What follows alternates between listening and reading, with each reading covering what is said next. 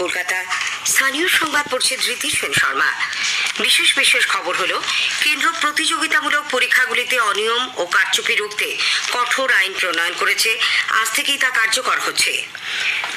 June 2024-এর joint CSIR UGC NET পরীক্ষা অনিবার্য কারণে স্থগিত রাখা হয়েছে। নতুন 3টি ফৌজদারি আইন বলবৎ করার দিন পিছিয়ে দেওয়ার আর্জি জানিয়ে মুখ্যমন্ত্রী প্রধানমন্ত্রীকে চিঠি দিয়েছেন। বিজেপি মুখ্যমন্ত্রীর এই দাবির বিরোধিতা করেছে। কোথাও সরকারি খাস জমি জবরদখল হলে দ্রুত ব্যবস্থা গ্রহণের জন্য রাজ্য পুলিশের তরফে সব থানাকে নির্দেশ দেওয়া হয়েছে। এদিকে কলকাতা শহরের সমস্ত জমি সম্পত্তি কর মূল্যায়নের আওতায় আনা হবে বলে মেয়র জানিয়েছেন। আজ স্নানযাত্রা। জগন্নাথ দেবের এই স্নানযাত্রা পালিত হচ্ছে বিভিন্ন মন্দিরে। আজ থেকেই শুরু হচ্ছে অম্বুবাচীও।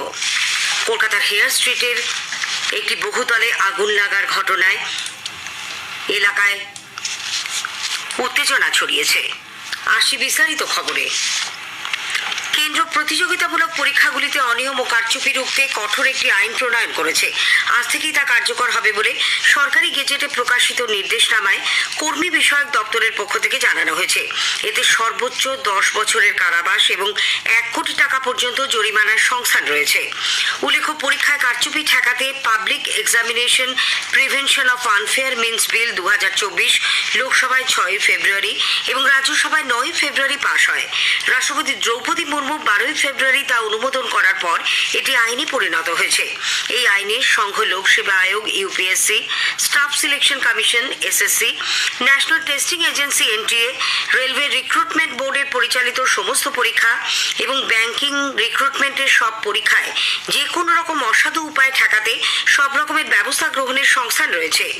চিটিং বা টোকাটুকির ক্ষেত্রে 3 থেকে 5 বছরের কারাবাস এবং যারা চিটিংয়ের মতো সংগঠিত অপরাধের সঙ্গে যুক্ত তাদের 5 থেকে 10 বছরের সাজা ও ন্যূনতম 1 কোটি টাকার জরিমানার সংস্থানও রয়েছে এই আইনে।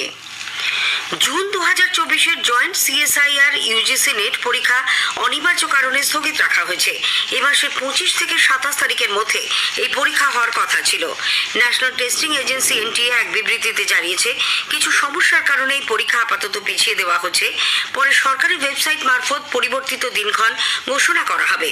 পরীক্ষার্থীদের কোনো রকম জিজ্ঞাসা থাকলে NTA হেল্প ডেস্কে 011-4075-900 অথবা 011-6922-7700 এই নম্বরে ফোন করার পরামর্শ দিয়েছে NTA। Supreme court NEET UG 2024-এর কাউন্সেলিং প্রক্রিয়া স্থগিতাদেশ দেওয়ার আবেদন খারিজ করে ন্যাশনাল টেস্টিং এজেন্সি NTA কে নোটিশ পাঠিয়েছে। নিট UG সংক্রান্ত পৃথক আবেদনগুলিকে একত্রিত করে আগামী 8ই জুলাই মামলার পরবর্তী শুনানির দিন ধার্য করা হয়েছে। শীর্ষ আদালত ইতিমধ্যে এই পরীক্ষায় গ্রেস মার্কস দেওয়ার বিষয়টির নিষ্পত্তি করেছে। NTA-র তরফে গ্রেস মার্কস পাওয়া 1563 জন পরীক্ষার্থীর স্কোর কার্ড শীর্ষ আদালতে জমা দেওয়া হয়। এদের আগামী 23শে জুন ফের পরীক্ষায় বসা অথবা গ্রেস মার্কস ছাড়া প্রাপ্ত নম্বরের ভিত্তিতে কাউন্সেলিংয়ে বসা যে কোনো একটি বিকল্পকে বেছে নিতে বলেছে শীর্ষ আদালত। নিট ও UGC নেট পরীক্ষায় দুর্নীতি ও অনিয়মের অভিযোগে কংগ্রেস গতকাল কলকাতায় বিক্ষোভ দেখায়। কংগ্রেসের ছাত্র সংগঠন পশ্চিমবঙ্গ ছাত্র পরিষদের সভাপতি সৌরভ প্রসাদের নেতৃত্বে কংগ্রেসের নেতাকর্মী সমর্থকেরা প্রদেশ কংগ্রেস কার্যালয় বিধান ভবন থেকে মিছিল করে মৌলালী মোড় পর্যন্ত যায়। এদিকে নিট নিয়ে কেন্দ্রীয় সরকারের ভূমিকার তীব্র সমালোচনা করেছেন প্রদেশ কংগ্রেস সভাপতি অধীর রঞ্জন চৌধুরী। গতকাল দলের বর্ধিত সভায় যোগ দেওয়ার পর এক সাংবাদিক বৈঠকে তিনি বলেন, দুর্নীতির আশ্রয় নিয়ে দেশের লক্ষ লক্ষ ছাত্রছাত্রীর জীবন নিয়ে খেলা করা হচ্ছে।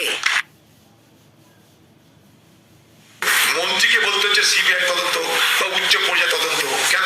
বারবার সতর্ক করা হয়েছে নিয়ে। ভারতবর্ষের পার্লামেন্টে নিয়ে অনেক আলোচনা হয়েছে, আমি নিজে সাক্ষী। কত ভবিষ্যৎ প্রজন্ম আত্মহত্যা করেছে। ভারতবর্ষ জুড়ে 76,000 কোটি টাকা কোচিং ইন্ডাস্ট্রি গড়ে উঠেছে শুধুমাত্র এই দুর্নীতির পথে। ভবিষ্যৎ প্রজন্মের ভবিষ্যৎ নিয়ে খেলা করে তাদেরকে বিপদে পরিচালনা করতে আর এই বড় দুর্নীতির একটা চক্র চলছে।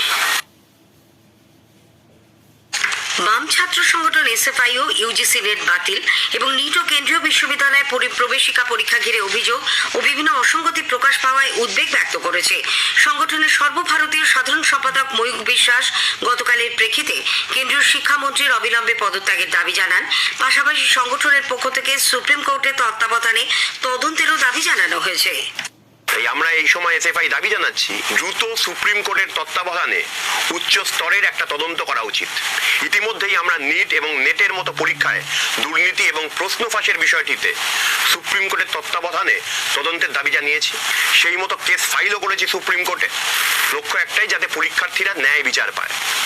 তাছাড়াও পিএইচডি ভর্তির জন্য যে বাধ্যতামূলক নেট স্কোর তা প্রত্যাহার করতে হবে এবং আগের যে ব্যবস্থা ছিল, ইউনিভার্সিটি যে পরীক্ষা নিত, বিভিন্ন সংস্থা যে পরীক্ষা নিত, তা ফিরিয়ে আনতে হবে।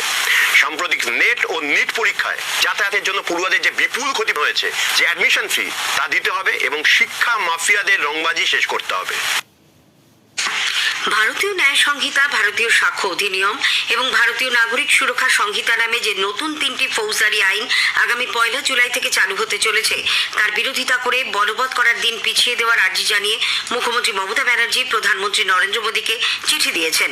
গত বছর সংসদের উভয় কক্ষে কোনো আলোচনা ছাড়াই ওই 3টি বিলকে আইনে পরিণত করা হয়েছিল বলে তিনি চিঠিতে উল্লেখ করেন। এ নিয়ে বিরোধিতা করায় 146 জন সাংসদকে বহিষ্কারও করা হয়েছিল।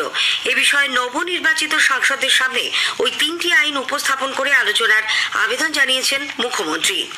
এদিকে বিজেপি মুখ্যমন্ত্রীর এই দাবির বিরোধিতা করেছে। দলের নেতা শ্রমিক ভট্টাচার্য গতকাল সাংবাদিকদের বলেন, মুখ্যমন্ত্রী অত্যন্ত দায়িত্ব নিয়ে গভীর চিন্তা ব্যক্ত করে একটা চিঠি দিয়েছেন প্রধানমন্ত্রীকে। চিঠিতে তিনি বলেছেন নতুন যে ন্যায় সংহিতা সহ আরো 3টে যে আইন আসতে চলেছে, যেটা 1 জুলাই থেকে কার্যকর হবে, সেটাকে তিনি অনুরোধ করেছেন প্রধানমন্ত্রীকে যেটা আপাতত স্থগিত রাখা। মুখ্যমন্ত্রী বলছেন 145 জন সাংসদ যখন সাসপেন্ডেড ছিলেন, তখন একতরফাভাবে এই বিলকে পাশ করিয়ে নেওয়া হয়েছে। এই বিল একটি স্বৈরতান্ত্রিক এবং অগণতান্ত্রিক পদ্ধতিতে পাশ করা হয়েছে, তাই তিনি বিলের উপরে আলোচনা চেয়ে। কিন্তু মুখ্যমন্ত্রী এটা লিখতে গিয়ে যেটা বলছেন যে কোন স্তরে আলোচনা হয়নি, রাজ্য সরকারকে অন্ধকারে রেখে। এই নতুন ন্যায় সংহিতা পাশ করবার আগে সমস্ত রাজ্যের মুখ্যমন্ত্রীদের আমন্ত্রণ জানানো হয়েছে, তাদের মতামত চাওয়া হয়েছে প্রত্যেকটি ক্ষেত্রে। স্থানীয় সংবাদ শুনছেন আকাশবাণী কলকাতা কেন্দ্র থেকে। কোথাও সরকারি খাস জমি জবরদখল হলে সরকারি নীতি মেনে দ্রুত ব্যবস্থা গ্রহণের জন্য রাজ্য পুলিশের তরফে সব থানাকে নির্দেশ দেওয়া হয়েছে। নবান্নে মুখ্যমন্ত্রী মমতা ব্যানার্জি জরুরি ভিত্তিতে ডাকা এক প্রশাসনিক বৈঠকে জমি দখল কড়া হাতে রুখতে হবে বলে নির্দেশ দেওয়ার পর রাজ্য পুলিশের এডিজি আইন শৃঙ্খলা মনোজ ভার্মা গতকাল ভবানী ভবনে সব জেলার পুলিশ সুপার ও পুলিশ কমিশনারদের সঙ্গে বৈঠক করেন। সেখানেই কোথাও জমি দখলের ঘটনা ঘটলে কোনো রাজনৈতিক রং না দেখে স্থানীয়দের সহযোগিতায় দ্রুত তা আটকানোর ব্যবস্থা করতে তিনি নির্দেশ দেন। এদিকে কলকাতা শহরের সব জমি সম্পত্তি কর মূল্যায়নের আওতায় আনা হবে বলে পুর নগরোন্নয়ন মন্ত্রী কলকাতার মেয়র ফিরহাদ হাকিম জানিয়েছেন। পুর ভবনে গতকাল সাংবাদিকদের প্রশ্নের উত্তরে তিনি বলেন, আনঅ্যাসেসড কোনো প্রপার্টি কলকাতায় থাকবে না, যার মালিকানা খুঁজে পাচ্ছ না। এই প্রপার্টিগুলো অ্যাকচুয়ালি হচ্ছে গভর্নমেন্টের প্রপার্টি। পরে মালিকানা ক্রিয়েট করিয়ে একটা অসাধু প্রমোটিং গ্রুপ, তাদের কাজটাই হচ্ছে এটা। তারা পরবর্তীকালে ওগুলো অনেক, কলকাতায় অলরেডি অনেকগুলো গভর্নমেন্টের প্রপার্টি এইভাবে হাতছে আসছে। তাই যত আনঅ্যাসেস প্রপার্টি আছে আপাতত কেএমসি নামে অ্যাসেসমেন্ট করে রেখে।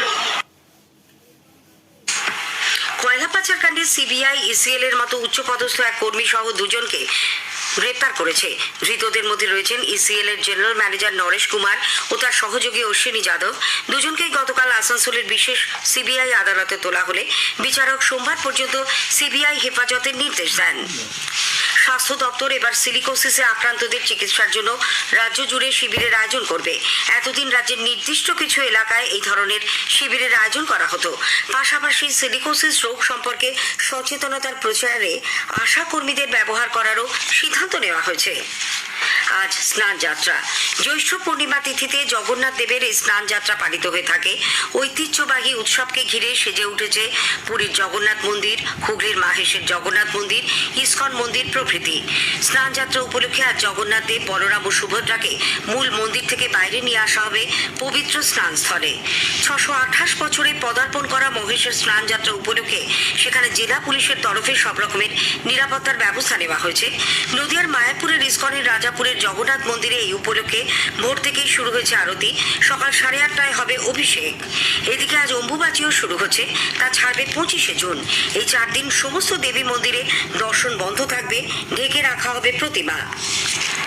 কলকাতার হেয়ার স্ট্রিট থানা এলাকার 5 নম্বর গার্লস্টিন প্লেসে আজ ভোরে একটি 4তলা বাড়ির ওপরের তলায় আগুন লাগে। দমকলের 6টি গাড়ি বাইরে থেকে ল্যাডারের সাহায্যে আগুন নেভানোর চেষ্টা চালাচ্ছে। সিঁড়ি ভেঙে যাওয়ায় দমকল কর্মীরা এখনো ভেতরে ঢুকতে পারেননি। বাড়ির বাসিন্দাদের বাইরে বের করে আনা হয়েছে। বাড়িটির 3 তলায় একটি রাসায়নিকের গুদাম আছে বলে জানা গেছে। সেখান থেকে বিস্ফোরণের শব্দ শোনা যাচ্ছে। সবুজ জল বেরোতেও দেখা যাচ্ছে বলে স্থানীয়রা জানিয়েছেন।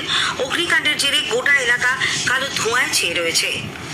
পদ্মপুকুর জল প্রকল্পের পাইপলাইনে মেরামতির কাজের জন্য হাওড়া পুরসভার 50টি ওয়ার্ডে আজ জল সরবরাহ বন্ধ থাকবে। বেলা 12টা থেকে আগামীকাল সকাল 6টা পর্যন্ত এই ওয়ার্ডগুলিতে জল সরবরাহ বন্ধ রেখে ফাটল মেরামত করা হবে বলে হাওড়া পুর নিগমের তরফে এক বিজ্ঞপ্তিতে জানানো হয়েছে। স্থানীয় সংবাদ শেষ হলো।